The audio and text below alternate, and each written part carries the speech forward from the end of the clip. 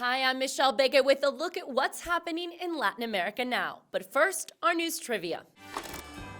What South American country is facing the possible extinction of the jaguar? We'll have the answer later.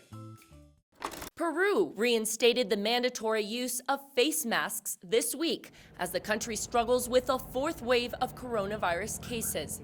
The number of positive COVID-19 cases in the country multiplied by 10. They went from 1,800 on average one week up to 11,000 the next. The Minister of Health says that citizens will have to use face masks in both closed and open spaces.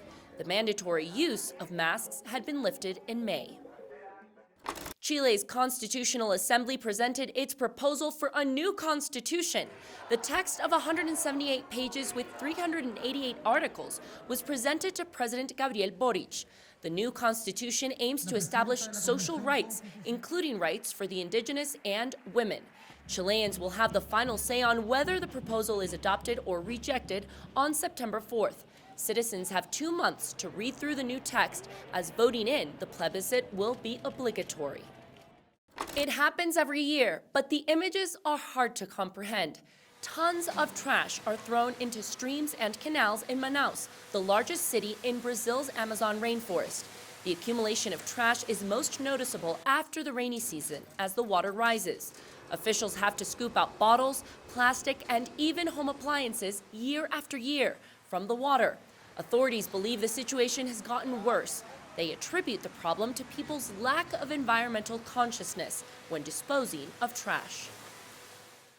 Now let's check in with my colleague Al Baverstock from Mexico. He's been reporting on the tragic deaths of migrants trapped inside a truck that was smuggling them into the U.S. and the aftermath. Following the tragic deaths of 53 migrants locked inside a trailer in San Antonio, Texas, few in Mexico believe the event will do anything to discourage undocumented migration. With the rising cost of living hitting Latin America's most impoverished the hardest, migrant communities say using coyotes is their only option, despite the fatal risks they expose themselves to. While the tragedy was the worst migration-related event in US history, such tragedies, massacres, kidnappings, disappearances are common south of the border, where Mexican cartels increasingly dominate the multi-billion-dollar business of human smuggling.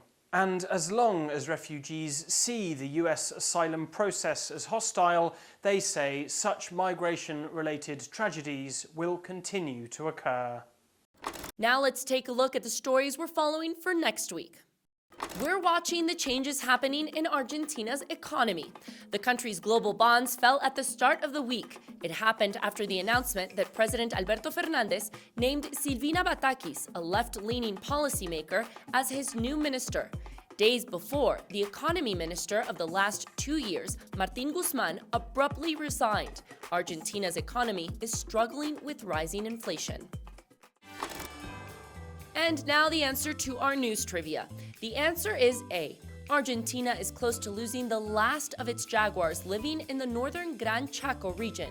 Greenpeace tried to draw attention to the problem. They staged a 3D projection of the majestic wildcat at a Buenos Aires railway station. Experts believe there are still 20 jaguars left in the rainforest near the border with Paraguay. Jaguars are being threatened due to deforestation for agriculture and cattle ranching purposes.